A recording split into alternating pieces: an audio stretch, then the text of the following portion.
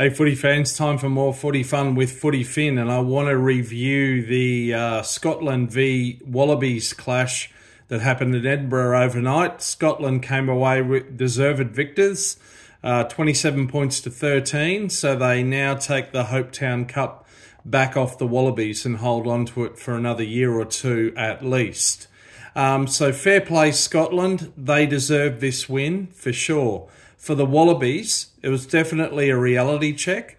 Look, in the media, both in Australia, but particularly internationally, in the media and social media and amongst rugby fans, there was a hell of a lot of a hype building up around the Wallabies just on the basis of 2 wins, and really particularly an unexpected win against England and an unexpected haul of points against the Welsh.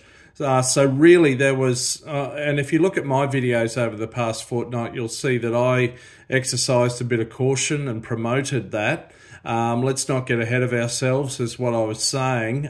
So yeah, definitely back down to earth for the Wallabies. And interestingly, just over 13 months ago, the very poor Wallabies made Wales look exceptionally good, maybe better than they were in the Rugby World Cup pool match. And then just over a week ago, I think an exceptionally poor Wales, with all due respect, probably made the Wallabies look a bit better than they really were. And this also shows the gap between the likes of Wales and Scotland within the home nations and the Six Nations countries, by the way. Anyway, want to quickly run over it. Let me know what you think. I'm interested to hear everyone's views on this. Please give the video a like, if you will. Be so kind, that'd be lovely. Anyway, look, a close enough first half. The halftime score was just 7-3 in favour of the Scots. They ended up winning 4 tries to 1, deserved victory. So tries came to their captain, Australian raised Sione Tuipulotu, who played for Australia under 20s. Scotland's second try came from South Africa-born Duhan van der Merwe. So definitely a rugby championship flavour to their first tries. And van der Merwe also had an important try assist in Finn Russell's try, and Bayliss got a nice try in the corner there. Late in the game, Harry Potter did very well on test debut to stay within the dead ball line and ground a grubber kick through. But that was it for the Wallabies. Look, defence was particularly poor for the Wallabies. Really quite embarrassing, actually, for at least 3 of those Scottish tries and elsewhere in the game. Just really poor. 79% completed tackle rate, or in other words, 34 missed tackles by the Wallabies. That's almost on average a missed tackle every 2 minutes. Just not good enough at test level. On the other hand, Scotland's completed tackle rate was around 90%. Lineouts, really poor again from the Wallabies. Now look, actually, if you're a Wallabies supporter, particularly over the last 20 years, it's sadly, it's that consistency that's lacking. And so, look, we're never fully comfortable as a general rule. Consistency is what's been lacking, and that was what was lacking today in part. Now, look, I'm not going to make excuses here, but just in relation to the lineouts and the scrums, I will say that Wallabies hooker Matt Fassler was a late scratching for this game, only about 24 hours out from the match. Lock Jeremy Williams was an even later scratching. So Lukan Salakai-Lotto started in the second row. I don't even know who took his place on the bench. Was it Nick Frost? I haven't got to see the full replay of the full match because, of course, this was happening at around... second half was around 1 a.m. Australian time on a Monday morning, sadly. So Fassler and Williams were late scratchings. Teniela Tupou still out with injury, I believe. Fraser McWright was being rested due to fatigue. And then Joseph Sua'ali'i picked up that wrist injury in the first half.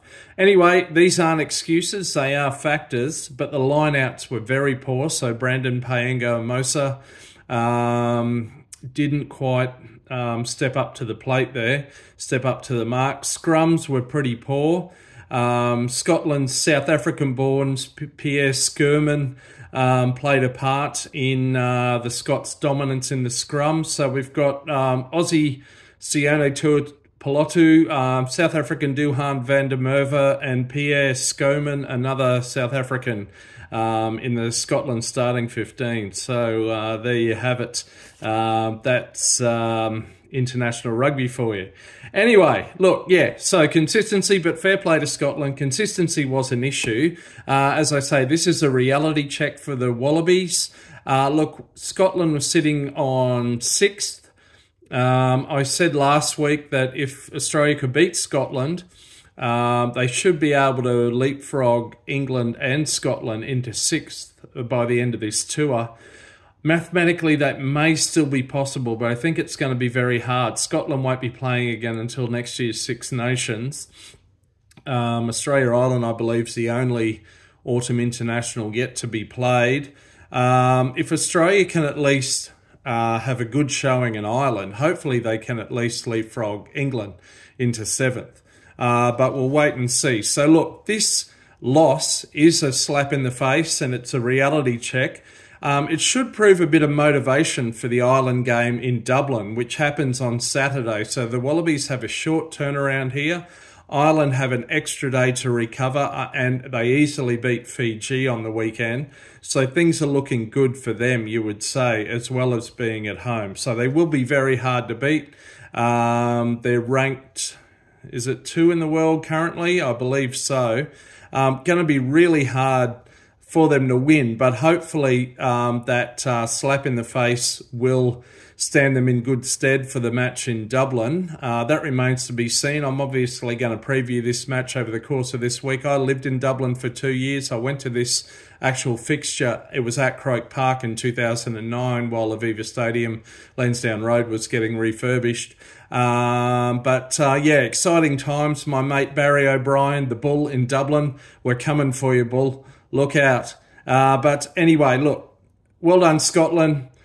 Reality check for the Wallabies. Hopefully they can go back, reload, take stock, and come out firing against the men in green in Dublin this weekend. But until next time, enjoy this international rugby, and you can catch me maybe around the middle of a rolling mole. See ya.